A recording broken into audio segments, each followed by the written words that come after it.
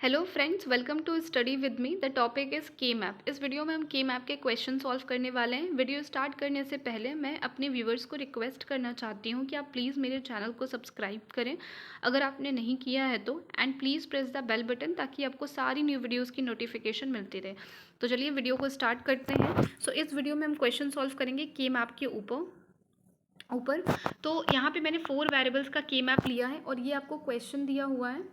ये क्वेश्चन है और ये किस फॉर्म में है, देखिए यहाँ पे m है, स्मॉल m, और इसके आगे मैं अगर सिग्मा लगा दूँ स्मॉल m के आगे तो ये हो जाएगा एसओपी फॉर्म में हमें निकालना। ऑलरेडी क्वेश्चन में भी गिवन है, बट अगर क्वेश्चन में ना भी गिवन हो तो आप यहाँ से देख सकते हो। और जनरली हम ज़्यादातर एसओपी फॉर्म में के मैप को फाइंड आउट करते हैं। और ये जो प्लस डी है ये आपकी डोंट केयर सिचुएशन है या डोंट केयर कंडीशन आप बोल सकते हो। Plus D don't care condition भी आपको दे रखी है। इस तरीके से आपको क्वेश्चन को सॉल्व करना है। तो चलिए डिस्कस करते हैं क्वेश्चन को कैसे सॉल्व करते हैं के मैप में। तो सबसे पहले हम ये देख लेंगे कि हमें क्वेश्चन में कहाँ कहाँ मिन टर्म्स दिया हुआ है, कहाँ कहाँ हमें 1 लिखना है। तो सबसे पहले जो 1 हमें लिखना है वो 1 2 6, ठीक है।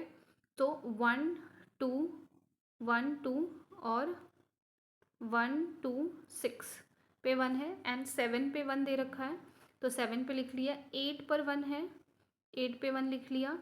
13 14 15 यहाँ पे आपको 1 मिलेगा। ओके, तो ये मेरा 1 लिख लिया। अब डोंट केयर कंडीशन जो है उसको लिखेंगे। तो डोंट केयर कंडीशन कहाँ पे दे रखा है, 0 पे। तो आपको 0 पे ये x बना लिया, 3 पर x बना लिया, ठीक है। 5 पर 5 यहाँ पे है, x बना लिया, एंड 12 पर तो 12 पे बना लिया। ओके, अब हम इसको सॉल्व करना स्टार्ट करेंगे।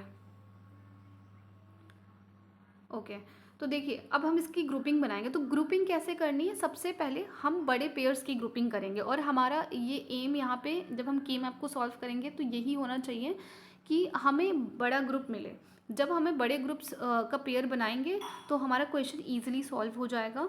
बट अगर बड़े ग्रुप का पेयर नहीं बन रहा है तभी हम छोटे ग्रुप पर जाएंगे। तो अगर मैं यहाँ पे देखूँ सबसे बड़ा ग्रुप मुझे क्या मिल रहा है, जैसे कि बड़े ग्रुप में आपको ट्राई करूँ कि आपको 8 का पेयर बना लो, 4 का पेयर बना लो, 2 का पेयर बना लो, ओके। और 16 का पेयर पूरे का बनेगा तो ये 1 हो जाएगा। तो पूरे का बनाना नहीं है, 8 4 2 ऐसे 1। तो इस 1 नहीं, 8 4 2 इस तरीके से। तो आप देखो 8 का पेयर बन रहा है कि नहीं बन रहा है पहले, ठीक है। 4 का, तो हमें मैक्सिमम पेयर जो है ना, मैक्सिमम नंबर का पेयर बनाना है। तो सबसे पहले मैं यहाँ देखती हूँ कौन सा मैक्सिमम है। तो आप यहाँ देखो, ये आराम से आप इसमें आराम से किसका पेयर बना सकते हो, ये इसका पेयर बना सकते हो, ठीक है। आप इसका पूरे का नहीं बना सकते हो। एक सेकेंड, आप सोचो कि आप इसका पूरे का बनाओ तो ये नहीं बनेगा क्योंकि यहाँ पे आपको कुछ नहीं दिया हुआ है। अगर यहाँ पे भी डोंट केयर या कुछ दिया होता तो हम बना लेते हैं, बट नहीं दिया हुआ है। ओके, तो 1 सेकेंड, तो पेयर किसका बनेगा, पेयर इसका बनेगा, एंड पेयर इसका बनेगा। ओके, उसके बाद ये 2 पेयर बनेंगे। अब यहाँ पे जो 1 1 है तो यहाँ पे x से ये पूरा पेयर बनेगा और ये पेयर बनेगा। ओके, ये हमारे कितने 1 2 1 2 3 4 पेयर बने हैं। एक तरीके से नंबर ऑफ पेयर की बात कर रही हूँ, ये तो 4 4 वाले पेयर बने ही हैं यहाँ पे, है ना। तो अब हम इसको लिखना शुरू करते हैं। तो ये 1 पेयर है, ये एक पेयर हो गया और ये हो गया, ठीक है। और यहाँ पे, ठीक है। अब हम कैसे लिखेंगे इसको, ये देखिए कि हम इसको लिखते कैसे हैं। तो सबसे पहले मैं ये वाले पेयर का लिख रही हूँ, ठीक है। तो जब इस पेयर का लिखेंगे तो हम इसमें देखेंगे कॉमन क्या है, ठीक है। तो इन दोनों में कॉमन क्या है, तो इन दोनों में ए कॉमन है ना। तो ए बार कॉमन है तो ए बार लिख लिया, ठीक है। उसके बाद इन दोनों में क्या कॉमन है, ठीक है। तो इन दोनों में इन दोनों में क्या कॉमन है आप देखो। तो इन दोनों में ये सी बार डी है और ये सी, तो इन दोनों में कॉमन क्या है, तो ये डी कॉमन है, राइट। तो हमने ए बार डी लिख लिया। ओके, फिर उसके बाद हम इसका लिखेंगे नेक्स्ट वाले का। तो इसमें कॉमन हमको पता है कि ए बार है, ठीक है। तो ए बार लिख लिया, ठीक है। और इसमें इन दोनों में क्या कॉमन है, इन दोनों में आपको सी कॉमन मिलेगा तो आपने सी लिख लो। फिर इसमें आपको यहाँ पे तो ऊपर की तरफ में तो सारे डिफरेंट मिलेंगे जब आप ये वाला लिखोगे तो, है ना। तो आप सिर्फ ए बी लिख लो, ठीक है। ये थर्ड वाला हो गया। और इसमें देखो इन दोनों में क्या कॉमन है, तो बी बार की वैल्यू चेंज हो रही है, ए कॉमन है, ठीक है। आपने इसका ये ए और यहाँ पे ऊपर की तरफ क्या है, सी बार डी बार है, वो लिख लो सीधे। तो यही आपका क्वेश्चन का आंसर हो जाएगा। यहाँ पे मैंने लिखा हुआ है ऑलरेडी, आप देख सकते हो कि ये क्वेश्चन जब आप सॉल्व करोगे तो इस तरीके से आएगा। अब हम नेक्स्ट सॉल्व करते हैं, एसेंशियल प्राइम इम्प्लिकेंट्स के बारे में पढ़ते हैं। तो एसेंशियल प्राइम इम्प्लिकेंट्स है क्या?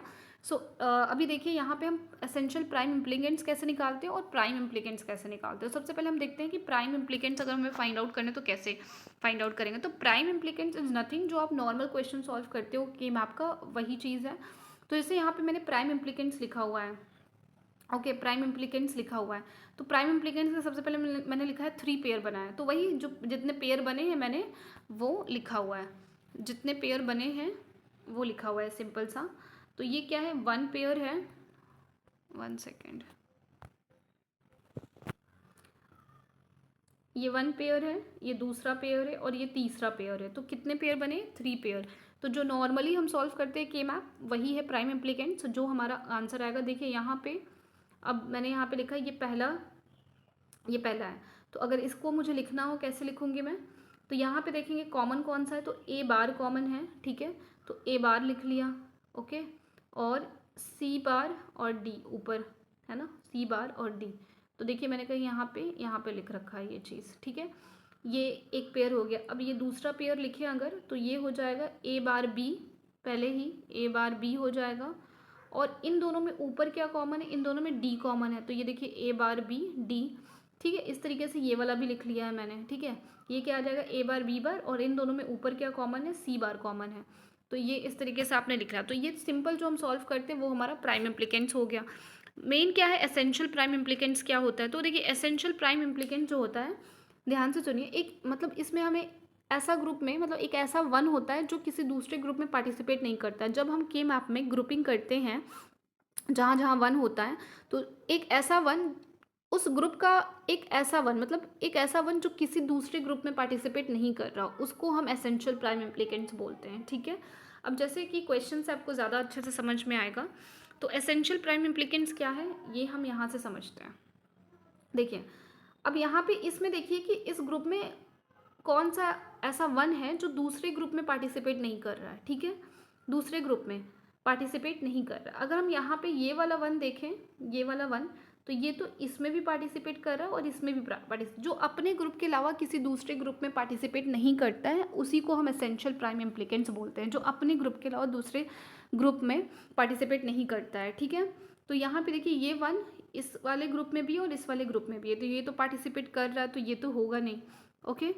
ये 1 जो है यहाँ पे भी है, इस वाले ग्रुप में भी, और अपने ये इस वाले भी ग्रुप में है, तो ये पार्टिसिपेट कर रहा है, तो ये भी नहीं होगा, ठीक है। ये भी एसेंशियल प्राइम इम्प्लिकेंट नहीं होगा। अब देखिए ये वाला 1, तो ये जो 1 है ना वो सिर्फ इसी ग्रुप में है। क्या ये 1 इस ग्रुप में है? नहीं है।